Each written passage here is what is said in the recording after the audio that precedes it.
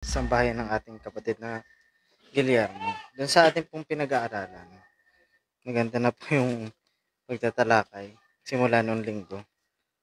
Ayan. Dito po, sa ano na lang, yung sa 28, no?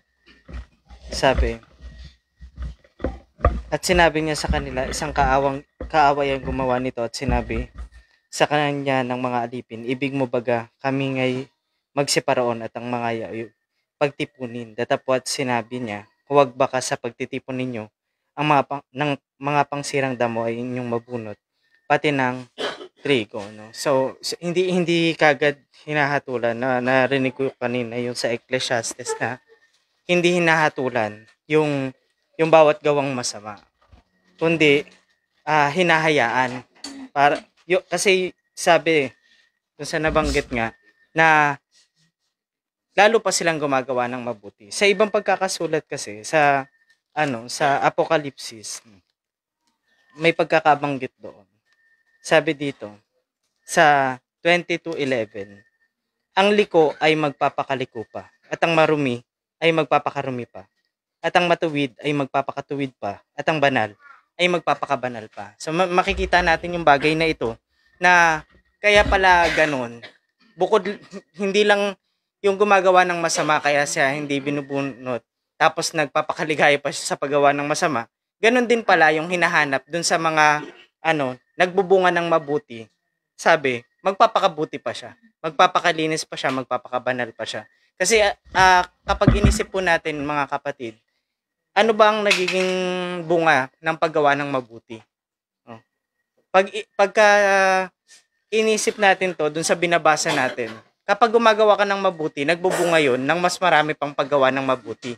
Kaya nga sinasabi, upang manatili ang inyong bunga, upang anumang inyong hingin sa Ama, sa aking pangalan, ay may bigay niya sa inyo. Pagka nasubukan mong gumawa ng mabuti, naging kagamit-gamit ka sa Panginoon, parang napapanalangin ka pa na nawa, maging kagamit-gamit pa akong lubos sa Panginoong pinaglilingkuran ko. Yun yung bunga na hinahanap sa atin para maisama tayo. Kasi kapag halimbawa, nakakita tayo ng gawang masama, di maapektuhan din tayo. Hindi tayo kasama dun sa nagpapakabuti palalo. Siguro, yun lang pa po. Salamat kapatid na David, kapatid na Michael Suniga. So magandang gabi po sa bawat isa. Sambahayan ng ating kapatid na Guillermo. Halos yung aralin natin ay paliwanag na nung Sunday pa eh. Kaya malinaw na sa bawat isa, kaya mahirap magsalita. Laging nakatuon ang aralin natin doon sa may damo at doon sa mabuting tanim. Una kasi sa lahat, yung sinabi ng Panginoon sa Lucas 8:11, ito ang talinghaga. Ang binhi ay ang salita ng Diyos. Yung pala yung mabuting binhi na nanggaling sa Diyos, sa ating Panginoon. Sa Mateo 13, dito sa ating aralin sa 37, at siya'y sumagot at nagsabi, ang nag-ahasik ng mabuting binhi ay ang anak ng tao. Pag sinabi kasi sa talinhagang, pag anak ng tao, ang ating Panginoong Hesus yan. Kaya dito sa mga salita na inihasik sa atin, tulad ng sinabi ng ating mga kapatid, mabuting salita. Kapag ang mabuting salita na nahasik sa atin, pero ang bunga naman natin ay hindi mabuti, doon tayo matuturing na damo. Kahit pa sabihin natin tayo ay magaling, pero kung doon sa bunga na makikita, dapat ay mabuti, ay iba yung nagiging bunga natin, matuturing po tayong damo. Pero napakapalad natin kasi ang pag-ibig ng Diyos, dito sa ating aralin, hindi niya agad inutos na sa mga anghel, sige, bunutin niyo na. Andun yung pagpapahinuod ng Diyos eh. Kaya nga, sa ibang matalinghaga, sa lambat yung nahuli mga isda, ibang talinhaga pa, lahat higit dun sa talinhaga na binabasa natin araw-araw sa John 15. Malinaw na sa atin yun na tayo yung nililinis niya para tayo magbunga. Eh, hindi doon sana nakita niya sa bayang Israel noon na kanyang ubasan, pero ang hinanap niyang bunga, ubas-gubat yung nakita niya. Pero pa sa atin, dito sa ating binabasa, nakikita niya yung tunay na sanga na kanyang lilinisin at magbubunga ng mabuti. Pag hindi ka nagbunga ng mabuti, doon kanya puputulin. Kaya yung sa ating aralin ngayon, hindi to para ituring natin doon sa isang o sa kung kasi kanino man, isipin natin na tayo kinakailangan mag-ingat para tayo hindi maituring na damo. Yun po yung pag-iingat na kailangan natin. So, Yan, salamat kapatid na Michael. Dadako na tayo dun sa mga haligi. Unahin natin si kapatid na Dindo. Magandang gabi at sa sambayang ito, sa Esperanza, at sa ating mga kapatid dyan sa online. Magandang gabi po. Sa ating patuloy na pag-aaral na naisaysay na, parang wala na akong mabahagi. Ano? Makita natin no, sa isang naghahasik, no, magtatakakas na yung mabuting binhi na kanyang inihasik, nang ito'y matuklasan ng kanyang alipin, nagtataka siya. Bakit yung aking Panginoon naggasik ng mabuting binhi, bakit merong musbong na panirang damo? No, sabing ganon. Na isang panirang damo. Ngayon, dahil sa alam niya na ito'y panirang damo, nang ito'y umusbong na at nagkaroon na ng bunga, nais niya kang bunutin yung panirang damo. Ganun ang pagsasaysay. Kasi alam niya, ibig sabihin, alam niya na may panirang damo. Ibig niya sanang bunutin ito. Pero sabi rito sa ating pag-aaral, may panahon talaga ng pagbunot. Wag muna. Sapagkat may panahon ng pag-aani. Natural yan ng natural na pag-aani. Yun talaga yung panahon. May darating na panahon. No? Kaya nga sinasabi sa atin, bawat isa sa atin harap. No? Sa ngayon, hindi natin matutuklasan yan kung sino yung mga paniranda mo. Pero, sabi, makikita yon sa bunga. No? Makikita yon sa kanyang bunga. Kung ito nga yung mabuting binhi na inasik na ating Panginoon. Ngayon, sabi sa ilang mga talata, makita natin sa paghahasik o pagtatalim ng isang binhi, ang sabi, nagiging baliwala sila. No? Kahit nagtanim, diniligan siya, maliban lang na palaguin ng Panginoon. Yun ang pinakasusi doon Kung ang Panginoon talaga ang nagbibigay, nagpapalago sa atin. No? Kaya sabi sa unang Korinto, basahin ko lang.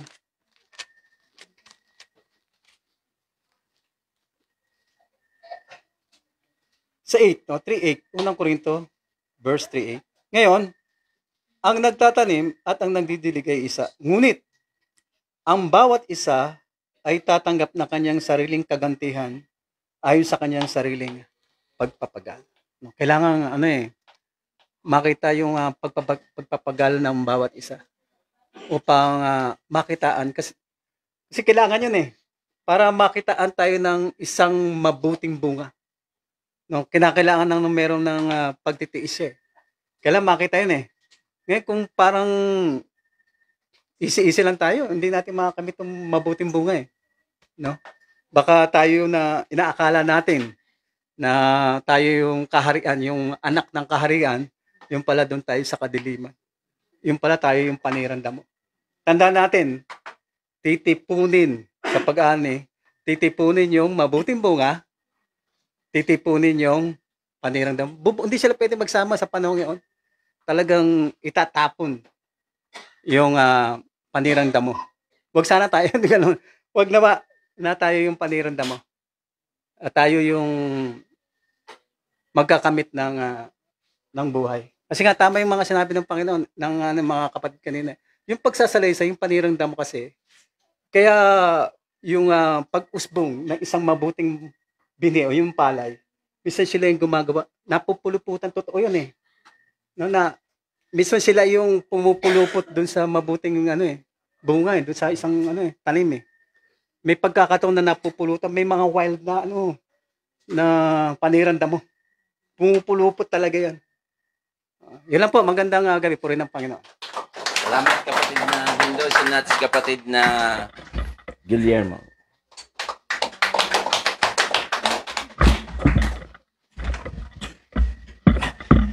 Magandang gabi sa inyo mga kapatid. Sa nasa online, magandang gabi. Itong ating Arlene na talagang kung bubulay-bulay lang natin, nakakatakot talaga ito eh. Kasi alam natin tayong lahat ay haharap sa hukuman ng ating Panginoon. Tayo hatulan ayon sa ating gawa. At yung mga magawa natin, pwede natin ilihim sa kapatid, sa pwede natin ilihim yan. Pero pag binuksan yung aklat, nakasulat yan doon sa aklat ng buhay. Pag nabuksan yung mga aklat, makikita yan doon. Kaya pwede tayong magtago ngayon, pwede natin ilihim ito. Pero yan, sabi nga, pagdating ng panahon, mahahayag yan. Hindi yan natin maitatago. Kaya sa ngayon, ang ating marapat lang natin gawin tayo, yung mag-ingat tayo at sumunod tayo kung ano yung iniuutos sa atin. Lalo sa aming mga haligi. Marami kaming iniingatan na hindi namin pwedeng ibigay sa inyo. Hindi namin pwedeng iulit sa inyo. Pero ang isang bagay na masasabi natin dito, may pagsasalang-alang ng Panginoon. Kaya hindi pinayagan na bunutin yung pansiranda mo at hayaan mo ng kapwa sila lumago. Kasi may panahon talaga ng pagbunot. May panahon ng pagtatanim. Ngayon, tinatanim ngayon yung salitang makapagliligtas sa atin. Pero sa pagbunot, yan, pagdating na nung panahon, bubunutin yung mga pansiranda mo.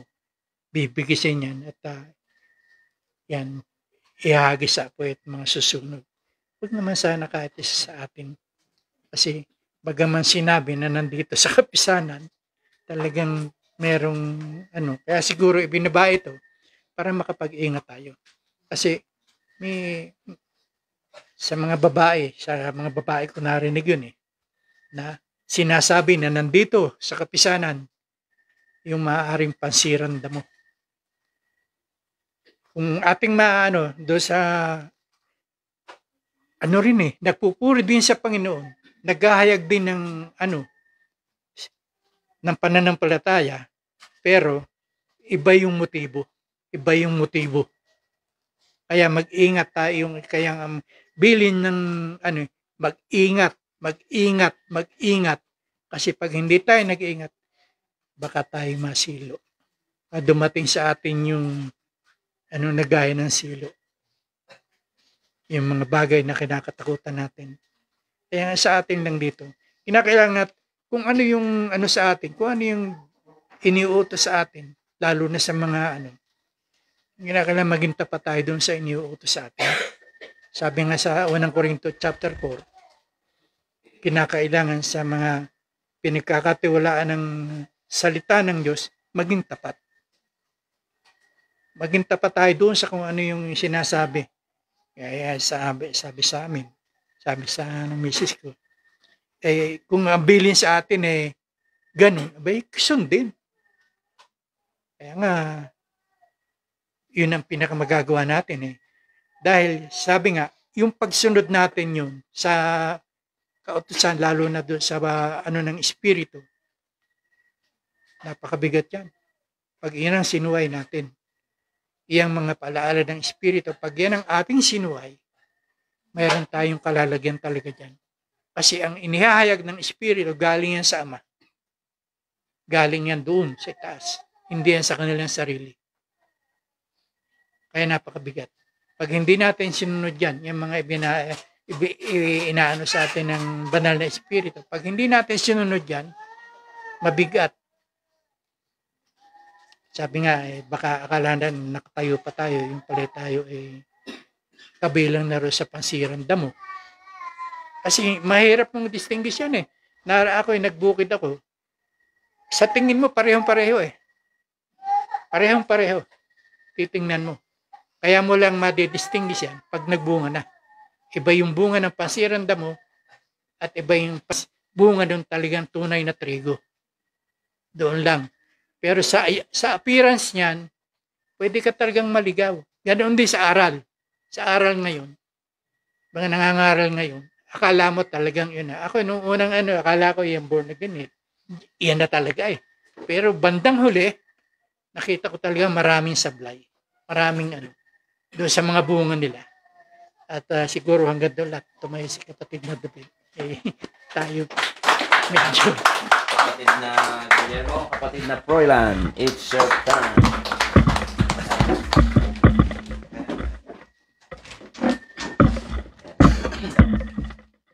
Magandang gabi sa bawat isa sa mga kapatid natin. Ito ang ating pinag-aaralan ukol sa talinghaga, ang salita. Ang sabi sa aklat ng Kawikaan, dito sa 1:6, ganito yung pagkakasabi. Sabi rito, sa Kawikaan 1:6, upang umunawa ng kawikaan at ng kahulugan ng mga salita ng pantas at ng kanilang malabong sabi. So, yung talinghaga, malabong sabi. Pero sabi rito, upang umunawa, sabi rito, ng kawikaan at ng kahulugan ng salita ng mga pantas. Ganun yung talinghaga. Malabong sabi, ang sabing ganun. Pero sabi sa aklat ng Marcos, dito po sa 4:11, ganito yung pagkakasabi. Sabi sa 4:11 ng Marcos, at sinabi niya sa kanila, sa inyo ay ipinagkaloob ang makaalam ng hiwaga ng kaharian ng Diyos. Dadapat sa kanilang nangasa labas ang lahat ng mga bagay ay ginawa sa pamamagitan ng mga talinghaga. So, doon sa loob, mauunawa nila yung malabong sabi. Kasi nasa loob sila. Kaya yung talinghaga ay maiintindihan. Katulad ng ating pinag-aaralan, na ukol doon sa pakakatanim o nagasik. Sabing gano'n, nagasik yung isa, yung diablo. Nagasik. Kanya yun. Hasik niya yun eh. No? Kanya yun, hasik niya yun. Ngayon, pinahihintulutan yun, yung hasik niyang yun. Una, para yung mabuting binhi. Una dyan, siyempre, para masubok yun.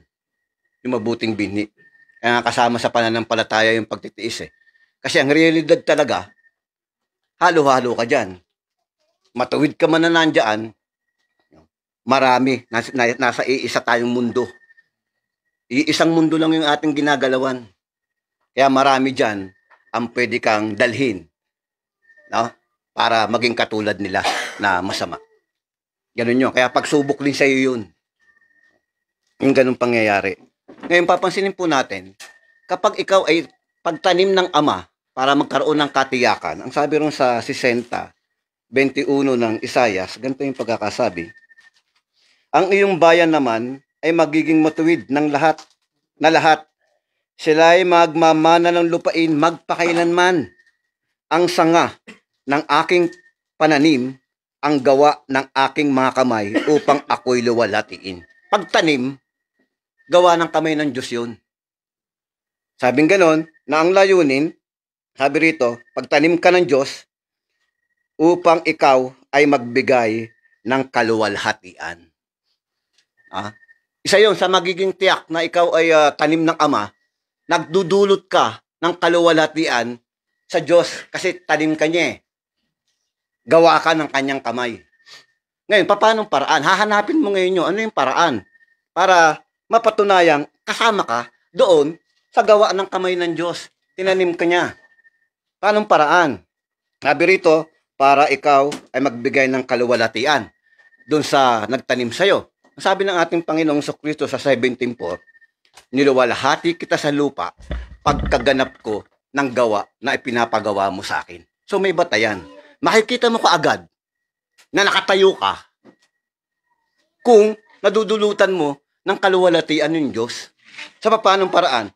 Kapag ginagawa mo yung pinagagawa sa iyo ng Diyos. Yun yung batayan. Kaya nga ang sabi ng Panginoon, sabi ni Apostol Pablo, makatatlo ko kung dumalangin sa Diyos para alisin sa akin yung tinik. Kasi gumagawa yung diablo sa kanya eh. Dumadalangin sa Diyos. Pero ang sabi ng Panginoon sa kanya, sapat ang biyayang ibinigay sa'yo ng Panginoon. Ibig sabihin, yung binigay sa kanya ng Diyos, alam niya yun, na may kasapatan yung para magwagi ka. No? Hindi pa hihintulot ng Diyos na yung damo nandoon, kadikit mo, kung hindi sapat na makakaya mo ito. Kaya kasalanan mo na lang kung maging damo ka rin. Kasalanan mo na lang yon dahil sapat ang binigay ng Diyos. Purihin ng Diyos. Salamat kapatid na Froilan, kapatid na Herman. Ganda. Sure turn. Magandang gabi sa Panginoon, purihin siya. Sa buong sambayan ng Digno. Magandang gabi at sa mga kapatid natin na nakatungay sa online, magandang gabi. Sa ating pag-aaral, no, gaya ng nabanggit ni kapatid na Froilan, sa mga nasa loob talaga ipinaalam yung mga bagay na talinghaga ng ating Panginoon. Pero dito sa sa aklat ng Mateo may mababasa tayo. Hindi porket sinabing kaharian ng Diyos siya na yung sinasabing yung nasa mabuting binhi. No, bakit ko binanggit? May babasahin lang ako, sabi rito. Sabi sa aklat ng Mateo, sabi rito sa chapter 8 verse 11, sabi rito, at sinabi ko sa inyo na marami ang magsisipang galing sa silanganan at sa kalunuran at magsisiupong kasama ni Abraham at ni Isaac at ni Jacob sa kaharian ng langit. No, ito yung mga mabubuting binhi. No? Hindi lang yung kanyang kaharian. No? Manggagaling sa silanganan at sabi na sa kalunuran. Ibig sabihin, hindi lang sa bayang Israel. No? Tuloy ko pagbasa, sabi rito, 12. Datapwat ang mga anak ng kaharian ay pawang itatapon sa kadiliman. O, binanggit niya mga anak ng kaharian Pero hindi ito yung kaharian ng mga mananampalataya. Kundi ito yung bayang Israel na hindi sumusunod sa Panginoon. Baka mamaya magkaroon tayo ng ibang kaisipan ipinapaliwanag natin ng maigi. Ngayon sa ating pag-aaral, makikita natin yung pagkakaiba. Tama yung pagkakabanggit ni Nathaniel na nandoon pa rin yung pag-iingat. Pero kung babasahin natin ng dahan-dahan, makikita natin yung magandang pagpapaliwanag ng talinghaga. Sabi rito, umpisan ko na sa 37. At siya'y sumagot, nagsabi, ang nag-aasik ng mabuting binhi ay ang anak ng Diyos, at ang bukid ay ang sanglibutan. Ang mabuting binhi ay ito, ang mga anak ng kaharian, no? Yung tunay na anak ng kaharian. No? At sabi rito, at ang mga pangsirang damo ay ang mga anak ng masama. At ang kaaway na nagasik ng mga ito ay ang dyablo at ang pag-aani ay ang katapusan ng sanlibutan at ang mga mag-aani ay ang mga anghel. Dito makikita natin yung siniguro ng Panginoon, yung sa pagbunot ng pangsirang damo, kinakailangan yung sigurado ka. Kasi sa tao, mahirap pag sa tao ang pinag-usapan natin Pag sa tao, pagka nakita mong masama, sige, alisin na yan 'Di ba? Lalo na pagka tao na sanlibutan ng pinag-uusapan natin. Yung kung may makikita ka nga lang masamang tao sa sanlibutan Kaya maraming nagtatanong, sabi, bakit pinahintulutan ng Diyos yung masama? 'Di ba? Bakit hindi agad inaalis para na wala nang masama? Paano nga aalisin? May panahon para doon. No? Kaya yung sa sistema tungkol doon sa pagbunot, Panginoon lang nakakaalam doon. No? Wala sa atin yung karapatan na yon. No, maliban lang pag talagang hindi na kung pinag-isapan na ng mga yan ng iglesia, pero kung tutusin, Panginoon pa rin nga ang gumagawa ng mga bagay na yan No. Kaya sa ating mga sumusunod, lagi natin sinasabi, yung pagsisikap wag nating aalisin. No, dahil yung pagsisikap ay yung magtataguyod sa atin sa pagtatagumpay. Halimbawa, mamaya may mapag-usapan tayo na sa pagtatapos natin. Kailangan maging bukas tayo mga kapatid. No, kung ano yung magiging desisyon natin kasi mag-uunang Biyernes na. No. Magandang gabi mga kapatid po rin. Salamat kapatid na Herman. So natin si kapatid na Jose. Hindi na rito. Magandang gabi sa bawat sa purin pa, Panginoon. At sa mga naka-online, lawak na rin yung ating pag-aaral sa gabi ito, no? Tungkol dun sa pag-aasik, no? Na maliwanag na rin na binanggit dito sa 13 ng ating aralin, no? Yung 37 hanggang ah, hanggang 39, no? Maliwanag na yung nagasik na mabuting bini, yung anak ng tao. At ang bukid ay ang sanglibutan, at ang mabuting bini ay ang mga anak ng kaharian, at ang mga pangsirang damo ay ang mga anak ng masama. At ang kaaway na nagasik ng mga ito ay ang diablo. Sa hul- sa pag sa ang pag-ani at ang pag-ani ay sa katapusan ng sanlibutan, at ang mga ani ay ang mga alagad anghel, no? Yun po yung binanggit dito, yung maliwanag na yung bagay na ito sa atin, no? Kasi yung kare ng Diyos ano yan eh. Kung tinulad dun sa isang lambat na nakahuli ng sari-saring isda, no? May mabuti at may masama. Ganun po binanggit na rin yung itong ating kapisanan na rin ng Diyos, no? Iglesia rin ng Diyos, na partaker lang tayo, no? At kung ganun ang pagkakaano rito, nandun pa, mayroon talagang nakahalo pa na binanggit dun sa 13:17 ng Matthew, na iano yung pag-aani talaga sa huling panahon talaga. Sabi rito sa basahin natin, no?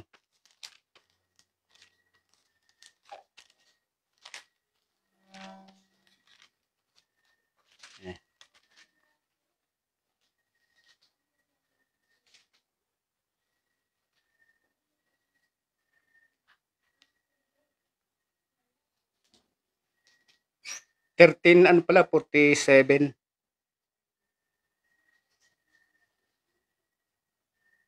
Tulad din naman ang kaharian ng langit sa isang lambat na inihulog sa dagat, na nakahuli ng sari-saring isda, na nang mapuno ay hinila nila ang sa pangpang, at sila ay nagsiupo at tinipon sa mga sidlan ang mabuti, datapat itinapon ang masama. Ganun po sa paghukom, no, ng Panginoon. Bubuhayin yung mga patay na, no, hukuman uli, no, yung gumawa ng mabuti doon sa pagkabuhay na maguli, at yung masama doon sa paghatol, sa 5:29 ng Juan yun, no. Ganun po mangyayari sa katapusan, kaya pinapag-ingat yung bawat no, na yung paglakad, no, kasi may kaaway na tayo kalaban. Sabi sa unang Pedro, binasa nila ito, no? 5:8. Kay maging mapagpigil, kay maging mapagpuyat. Ang inyong kalaban na diablo, na gaya ng leong umungal, ay gumagala na humahanap ng masisila. Na siya'y labanan ninyong matatag sa inyong pananampalataya. Yamang inyong nalaman na ang mga gayong hirap ay nangaganap sa inyong mga kapatid na nanga sa sanglibutan. Kaya po nangyayari sa kapisanan ng Panginoon, no? Kaya tayo pinapag-iingat sa mga bagay na ito. Purit Panginoon, magandang gabi. Wala ng oras. Salamat kapatid na kasi. Pangin natin sa Pangulis, kapatid na Oliver. Salamat sa ating magaling na MC. Magandang gabi sa bawat isa. Purihin po ang ating Panginoon sa gabing ito. Sa bagamat masama yung panahon kanina, ay narito tayo at tumutupad doon sa gawain na ibinigay ng Panginoon. Sa Dignus Family, magandang gabi rin po sa inyo. Sa patuloy na pagtanggap ng ating gawain dito sa inyong tahanan. At sa lahat ng naka-online, magandang gabi sa inyo. Pagpalain po kayo ng Panginoon. At huwag po kayo magsasawang makinig at manood ng gawain namin. Marami po kayong makukuhang karunungan dito sa kapisanan. Yung aralin natin, nakita ko ang daming paliwanag, ang gaganda ng paliwanag. Kaya tama yung sinabi ng protector. Ang gagaling ninyo magbahagi. Sabi ng protector. Ba't hindi kayo sumagot ngayon? Di ba? Kasi talaga nakakaaliw talaga yung salita ng Diyos. Pag narinig mo talaga, ang ganda. Parang wala lang akong masabi doon sa dami ng naiyag eh. Sa pag-aaral natin, alam mo katunayan kasi ako, nung ako ay high school, nag-aral po ako ng agriculture. Yan. At ako po ay nakakuha ako ng kaunting kaalaman doon kung paano patayin itong mga damong yan. Nakakuha po ako ng kaunting technique dyan. Kasi doon sa ginagawa namin noon, kapag may tinanim kaming halaman, o yung halimbawa, yung itong sitaw, no? Tutubuan ng mga damo yan, maliliit pa lang.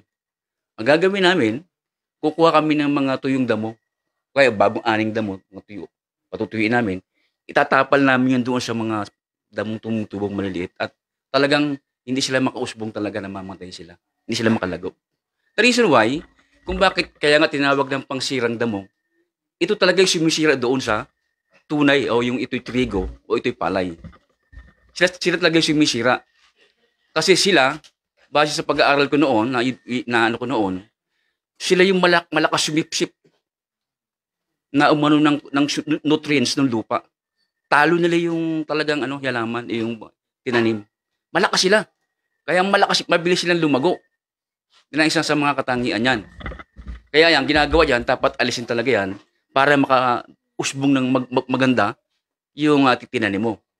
Kaya lang, sabi nga sa ating pag-aaral ngayon, yung patnubay at pag-iingat ng Panginoon doon sa kanyang mga itinawag para maingatan sila at hindi mabunot, sinasabi, wag muna bunutin hanggang sa ibinigay na takdang panahon. Sabi ng gano'n.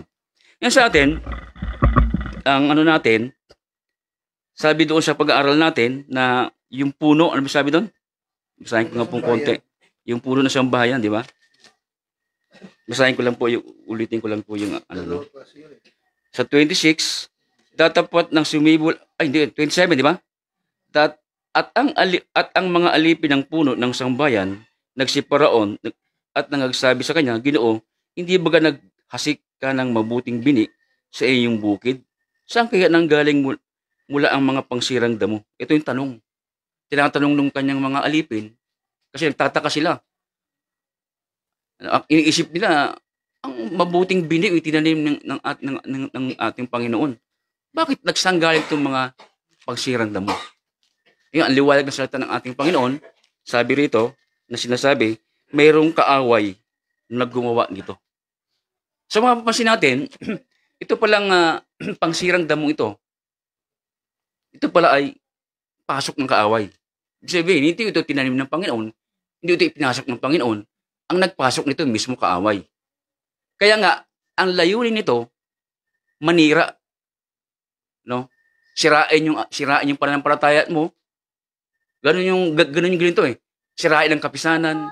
Kasi doon sa mga gawa nila, napipintasan ang kapisanan. Di ba? Napipintasan ang kapatid. Bakit ganito yung nyo? Di ba, member niyo yan? Bakit ganun siya?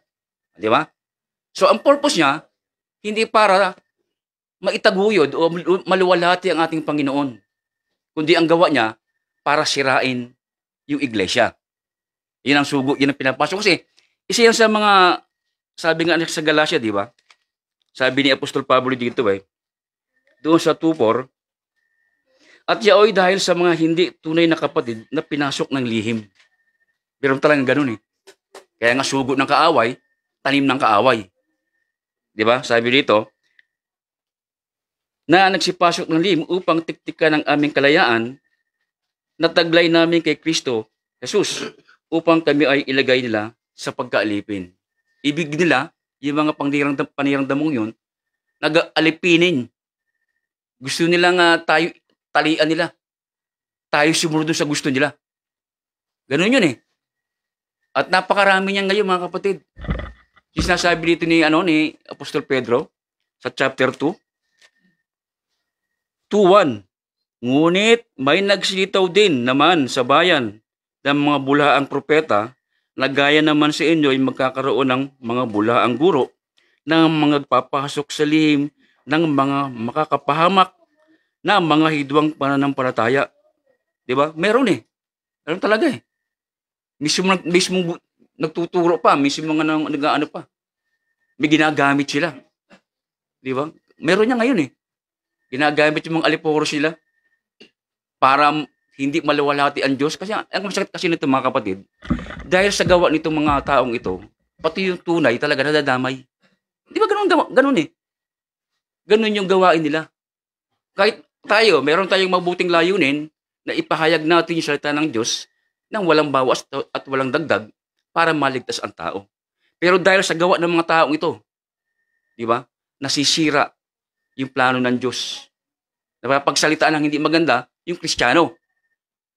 Kaya nga, minsan nahiya akong sabihin ko na Kristiyano ako. Pero hindi dapat ikaya.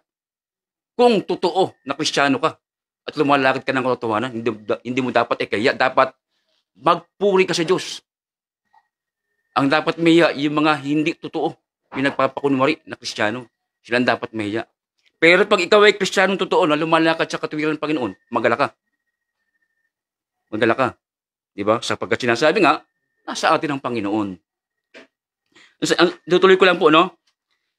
Na itatatwa pati ang Panginoon na bumili sa kanila ng magtataglay sa kanilang sarili ng madaling pagkapahamak. Itatatwa ang Panginoon.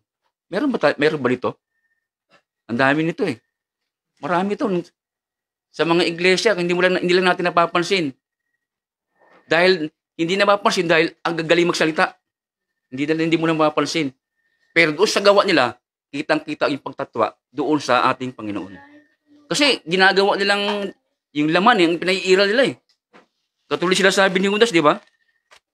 Sabi ni Judas, 1:4, sapagkat may ilang taong nagsipasok ng lihim. Ayan, no? Na itinalaga ng una pa sa katulang ito, mga di banal. Kaya nga, di banal eh. Talagang hindi talaga eh. Pinalitan ng kalibugan ang biyaya ng ating Diyos na itinatatwa ang ating isang guro at Panginoong Jesucristo. Guruin mo, ang dami lang naluloko. Yung isang nagpapanggap ngayon, di ba? Papaano niya nakumbinsi yung kanyang mga membro, yung mga nila, dumaan sa kamay niya. Di ba? Sabi ko, paano niya napaniwala yung mga ganun? Sabi ko ganun. Dahil sa galing sa pananalita. Sila yung magaling mandaya eh. Marami pang ganun. Kaya, ano mo sabihin, naniniwala sila. Ayoko lang magsalita tungkol doon kasi nakaano tayo eh. Kasi meron akong narinig salita na may inis ka. Yung salitang sabi nila eh, pag naano niya yung hindi ako espiritu. Espiritu yung gumagawa nun. Kaya ngayon, ka pa rin, still, you are dalaga pa rin. Yung salitang ganun. Nakukumbisi niya yung mga membro mong ganun. Sa mga taong ganito. Kaya nga itong mga taong ito yung sumisira doon sa magandang plano ng Diyos eh. Ito yung kalaban natin, ito yung mga pangsirang damo. Doon sa plano ng Diyos na maganda para ang tao magmana ng buhay na walang hanggan. Dahil sa mga taong ito, nasisira yung plano ng Diyos, sinisira nila. Di ba? Ano pa? Masasabi natin na panirang damo, yung sinasabi dito sa 1 Corinthians chapter 5 verse 11. Anong sabi dito? Tatapat, sinusulatan ko nga kayo na huwag kayong makisama sa kanino mang tinatawag na kapatid. Kapatid to kung siya'y mapakiapid. Aba, ito. Siyempre, pag halimbawa sa isang kapisanan, merong naalaman na sa itong taong ito mapakiapid, sira ang kapisanan. Di ba? Kaya sinasabi ito, huwag kang makisama doon.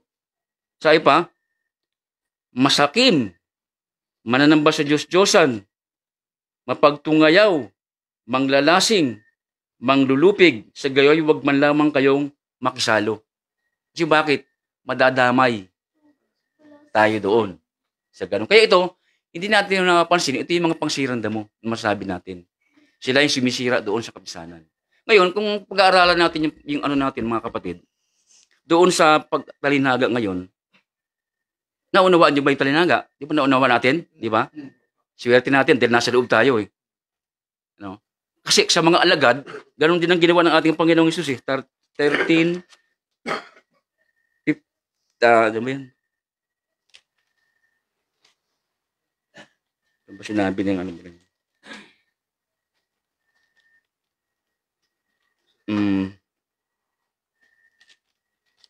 Ay, hindi. Chapter 4 ng Marcos. Ito kasi ginagawa ng ating Panginoon. Kapag sinasaysay niya yung mga talinaga sa kanyang mga alagad, hindi nila naunawaan naman eh. Pero ang ginagawa ng ating Panginoon, sabi dito sa 4:34 ng Marcos, sabi dito, at hindi sila kinakausap, kundi sa talinaga, ito ibig sabihin yung mga nasa labas. Sabi dito, datapwat sa kanyang sariling mga alagad ay, ayan, bukod na ipinapaliwanag ang lahat ng mga bagay. Kaya nga, doon sa mga kasama niyang alagad, kasi may nagtatanong sa alagad na, anong kahulugan ng talinagang ito? Doon ipinapaliwanag ng ating Panginoon doon sa kanyang mga alagad. Kaya nga sa ating ganun din, na ipaliwanag sa atin to sa pamagitan ng salita at mga nagpapahayag sa atin. Kaya nga, hindi na talinhaga sa atin to. Kasi yung talinhaga nga, doon lang sa nasa labas. At ito talaga, yung inihula sa ating Panginoong Jesucristo na hindi siya magsasalita siya lagi sa talinhaga. Di ba? Verse 78 ng awit. Sabi sa 78:1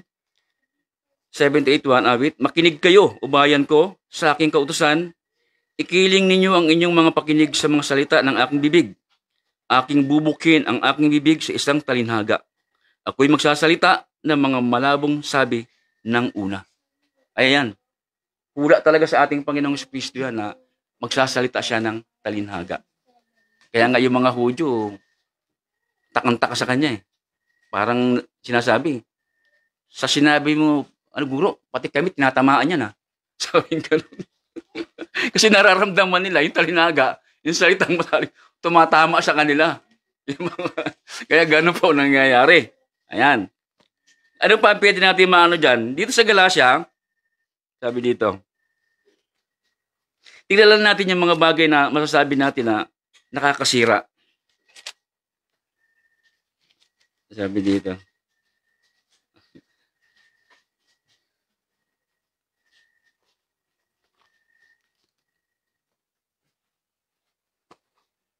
Ka 2:11. Sabi rito, 2:11 ba yun? 2:11. Nandito. Thessalonica yun. Thessalonica, ikalawang Thessalonica, sabi dito, sa 3:6, aming iniutos nga sa inyo, mga kapatid, sa pangalan ng ating Panginoong Jesucristo, na kayo'y magsihiwalay sa bawat kapatid na lumalakad ng walang kaisan at hindi ayon sa aral na tinanggap nila sa amin. Bahagi po yun, na iniaaral sa atin na kung mayroong mga ganun tayong kapatid na hindi ayon sa aral natin, ibang iniaaral. Sinasabi to, magsihiwalay kayo doon sa ganun. Bahagi yun. Kasi pwedeng mahawaan tayo ng ganun eh. Nakakasira yun. Yung mga bagay na ganun.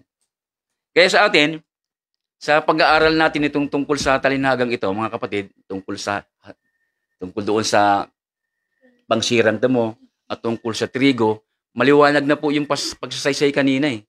Tama yung sinabi kanina eh. Pag lumabas na yung palay, kitang-kita mo yung palay. Pero pag sila'y pareho pa lang umuusbong, malilito ka. Nakakalito. Hindi mo alam kung alin talaga kasi pareho sila eh. Pero pag namunga na, doon mo makita mo yung pagkakaiba ng dalawa. Gayun din sa ating Kristiyano. Yung Kristiyano, makikita rin doon sa gawa o bunga ng kanyang gawa. Makikita mo. Di ba? Kung siya ay namubunga ba ng katwiran o ng kasamaan. Di ba? Ngayon, ang katangian ng isang tao na sinasabi sa talinhagang ito na natanim doon sa mabuting lupa, ano yung katangian na makita natin doon sa mabuting lupa na yun? Ano yun? pagkarinig ng salita at pagkaunawa. Kaya nga, pagkarinig ng salita, ito kaya ng italinaga hindi nauunawaan Pero doon sa mabubuting lupa, yung matatabang lupa, sinasabi doon, pagkarinig ng salita at kanilang naunawa. Naunawa. Ito yung sinasabi na, pagkarinig mo, nilagay mo sa puso mo. Hindi yung pagkarinig mo, pinalusot mo rito. Hindi mo naunawaan. Kaya nga sabi nga nun, bakit hindi yun naunawa ang aking salita, sabi ng ating Panginoon Hesus Kristo sa mga Hudyo? Sapagkat hindi mangyaring dinggin nyo ang aking salita. Hindi yun naunawaan. Dinig na sila ng dinig, hindi na naunawaan. Pero mapalad tayo mga kapatid, sapagkat itong mga pinag-aaralan natin ay pasok sa atin yung tunay na pagkaunawa nito. Pasok sa atin. Kaya nga iniisip kanina, habang nagbabahagi, sabi ko nga kanina, yung tsansa, noong tinanim ng kaaway, wala na silang tsansa magkaroon pa ng pag-asa na magkaroon sila ng buhay. Kasi kaaway, suguro ng kaaway yan Dinala na yan Anong tsansa pa? Tayo pa ang delikado. Tayo ang pwedeng maagaw nila. Pero sila, hindi na sila maaari magkaroon pa. Kasi, ano na silang kaaway? Sugo na Wala silang gagawin kundi manira, sirain ang kapisanan. At ang kapisanan, brethren in Christ, doon pa man, sabi ng ating tagapanguna, maging ang banal na espiritu, pinatotohanan, gustong sirain ang kapisanan ito. Gustong wasakin ang kapisanan ito. Pero hindi nila kayang wasakin dahil nga, ito ay kapisanan ng Diyos. Diyos ang nagtayo. Kaya hindi niya kayang wasakin.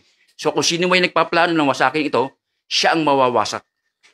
Ganun ang mangyayari. Ganun ang mangyayari. Hanggang ngayon, may nagpaplanong wasakin ang kapisanan hanggang ngayon. Pero sinasabi ko lang, tahasan, hindi ka magtatagumpay kung sino ka man. Sapagat ang Diyos narito sa kapisanan ito at iniingatan ng kapisanan ito. Di ba? Kaya yun, ang sa atin na lang, magkaroon tayo ng pag-iingat. Number one, natin? Mag-ingat tayo doon sa ating gawa, doon sa ating salita. Mag-ingat tayo. Yun ang bilin sa atin ng mahal na protector. Yan. So, ano pa? May sinasabi doon sa isang talata ng awit, ang sabi doon, alam niyo ba yung katangian ng mga sumusunod? Halimbawa tayo, sumusunod tayo sa salita ng Panginoon. Sumusunod tayo sa kautusan ng Panginoon. Ano yung bunga nun? Sabi doon sa 111 ng awit 10, sabi dito,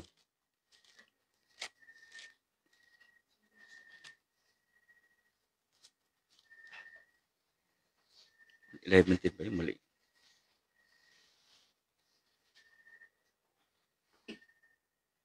Mali natin nakuha kong talata.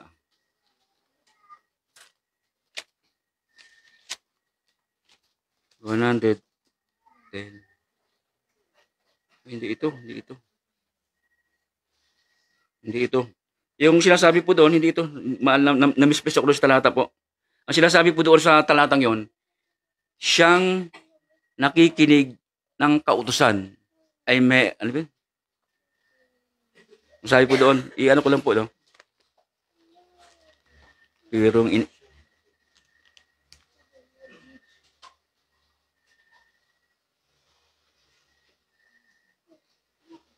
Siyang nakikinig o sumusunod, sabi nito, may mabuting pagkaunawa ang sumusunod sa utos. Yun na 11:10?